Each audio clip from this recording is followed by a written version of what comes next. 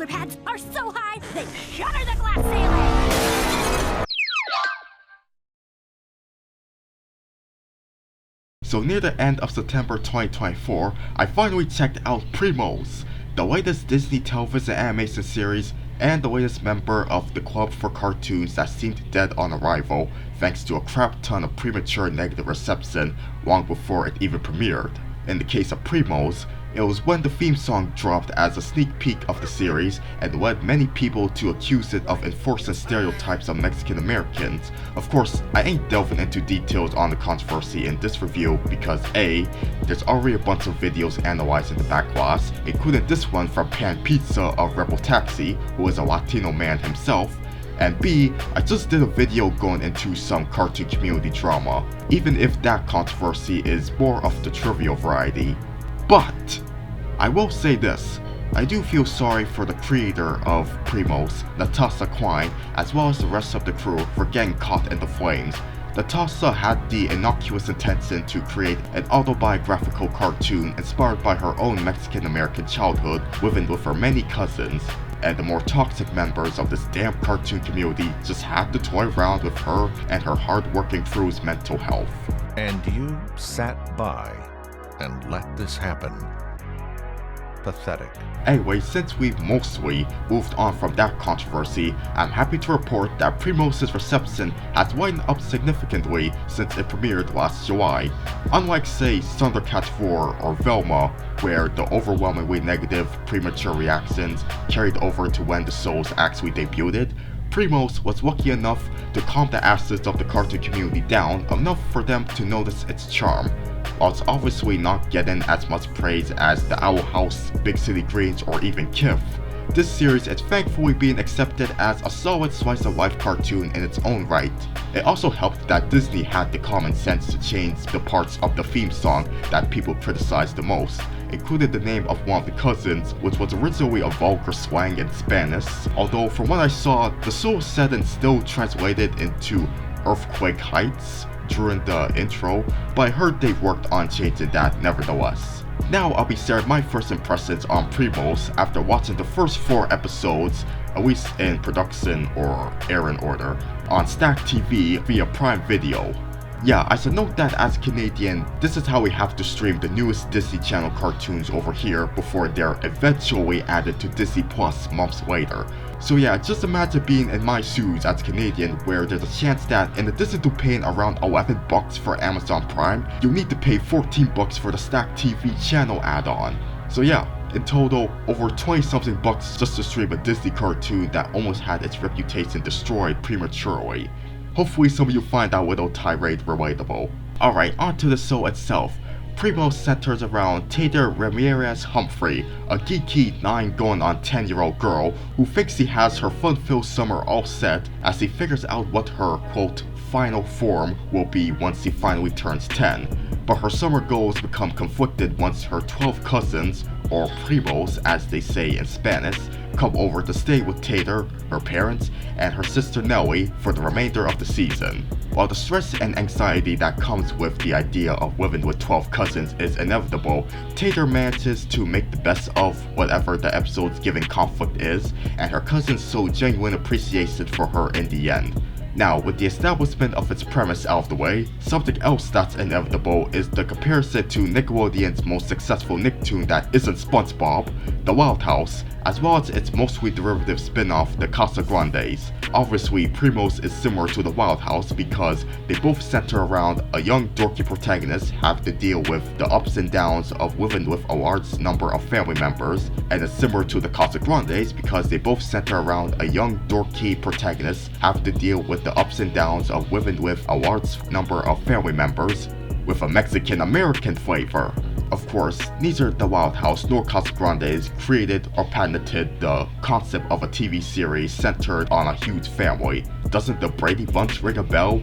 Also, Miss Spider is up there raising 8 children, that's only 3 less than the Wild family. But going back to Primos, I'm not gonna lie and say that some of Tater's cousins didn't remind me of some of Wicked Wild's sisters while I was watching. Wat is the creepy gal similar to Lucy Wild. Gordita is the child prodigy who likes to conduct scientific experiments with unauthorized DNA samples, just like Lisa Wild. And Lita is the chill, aspiring rock star and unsurprising fan favorite, just like Luna Wild. More on her later, stay tuned. I'm not too knowledgeable on the Casagrandes, however, so I don't feel like making any further comparisons between it and Primos aside from the basic one I already made. Sorry Casagrandes fans. The movie on Netflix was surprisingly awesome though, but despite coming off as a little by the books with its nature as a slice of life cartoon, I was generally entertained by the execution of Primos that Natasha Kline has led. Firstly, the series protagonist is truly likable.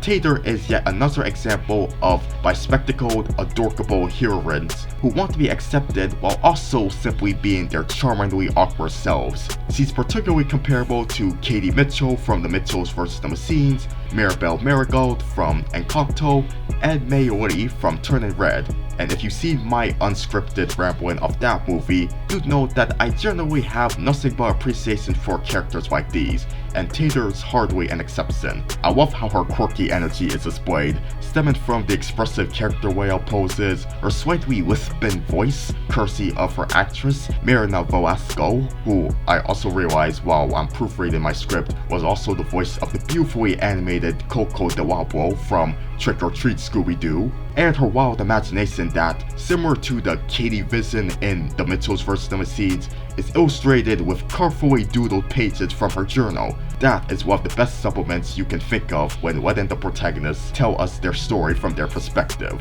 Oh, and Tater's also a bookworm as seen in one of the episodes I watched. Mad respect. That brings me to another aspect of Primos that I really like, the animation style. While it's somewhat standard Toon Boomy television animation as far as the density of frames go, thus nothing too spectacular, there is a general sense of personality to be felt when looking at the overall art direction. Like I mentioned earlier, this is the personal project for Natasha Kline, not in the sense that she's working on this on her spare time of course. This is a Disney production after all. What I'm referring to is, in addition to the show's premise being inspired by her childhood living with her cousins, or Primos, the art style presented in the series proper feels like a refined adaptation of Natasha's own little personal doodles. One notable trait of her style is how she draws the noses in a curly W-like shape, something that's really noticeable in the original Pitch Bible design for Tater. My god, it looks like she has 3 noses stacked on top of each other, enough to smell many apple pies sitting on windowsills to cool off. Wait, do people still do that? I'll admit, it may take me a little while longer to become completely acquainted with this large cast of major characters. Yes, remember, Tater and her 12 cousins all make up the main cast of the show, but I can at least say their designs are mostly memorable. More on the characters later. Another production aspect I love in Primos is the music, composed by the legendary Jim Wang. He is the Craig Bart with what Danny Elfman is to Tim Burton, with the most famous collaboration between the two being, of course, Hey Arnold. But on the topic of Disney, Jim was also the composer of Void in Space, a criminally underrated show that needs to be added to Disney Plus right now. I found out about his involvement with Primos while reading a Toon Zone forum thread discussing the series, and I was excited to hear about the Hey Arnold connections. The fusion of jazz, funk, and hip-hop beats heard in his scores for those previous cartoons are intact here, in addition to accommodated to the Mexican-American theme of Primos.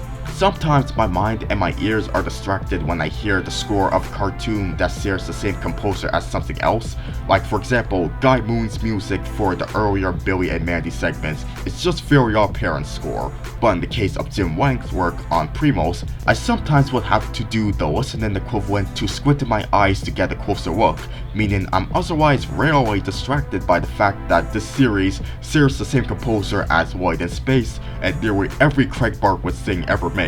But that's not a bad thing. Speaking of Craig Bartwood, I also learned that he was involved with the first episode of Primos, providing some clay animation. It was cool to know that he returned to his claymation roots, as seen in Pee-wee's Playhouse, Sesame Street, and Pink Calmer.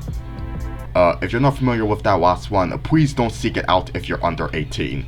But yeah, I knew I saw Craig's face in that one picture featuring some Disney TVA crew members, including former Hey Arnold director and Phineas and Ferb co-creator Dan Povenmire, that some ignorant people took out of context and tried to use it as evidence to support the racist accusations made against Primos by saying, "See, there's your crew behind this Latino cartoon." Alright, not getting political.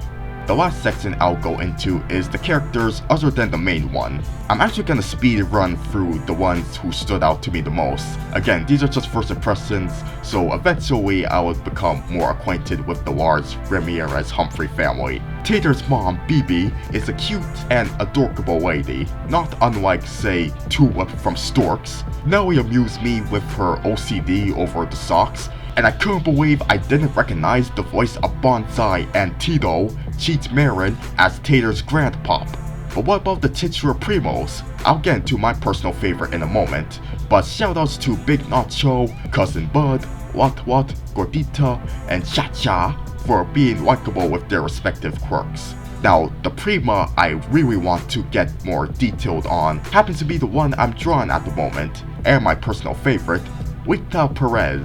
It's perhaps unsurprising that she's the one out of all 12 cousins who seemed the most guaranteed to become the biggest fan favorite among the older viewers of Primos. Not only because she's the eldest cousin, and not only because the internet in general seems to love, if not flat out simp for, these female cartoon characters who give off cool big sister vibes, but also because of how relatable she is as a character, perfectly exemplified in the episode Summer of Wachabra Jadora. Perhaps my favorite segment out of the 4 half hours I sampled. It also helped that I saw a clip from it on Twitter prior to actually watching the show for the first time, and getting to know a little bit about Lita was as memorable as seeing Tater doing her Kingpin cosplay.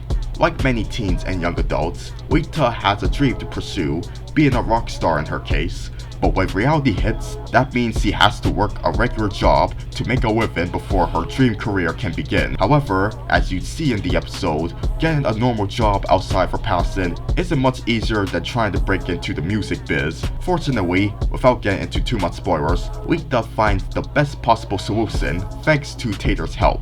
So yeah, while the character may be distractingly similar to Luna Loud, I nonetheless madly respect Lita, and see her like a spirit animal, like how Tater has her spirit animal friend in the form of this tiger with the same voice actor as Ruff Ruffman. So, to wrap up this first impression review, Primos is not going to replace the way less controversial Proud Family Wilder and Prouder as my favorite Disney TVA series of the 2020s, but it succeeded enough in being a cute, charming, and genuinely funny family sitcom in its own right. Maybe I'll watch the rest of the episode soon, but for now, I want to congratulate Natasha Kline and her crew for not only putting together a good show, but also for not letting all the premature backlash permanently damage the good intentions they had with bringing this concept to life. Here's to more success during these complicated times for animation. Alright folks, I hope you enjoyed my first impressions on Primos. Please let me know in the comments what are your thoughts on the show. Did it turn out better than you expected? Did you end up not caring for it? Also, if you're someone with a Mexican background, let us know whether or not Primos was a good representation of your culture.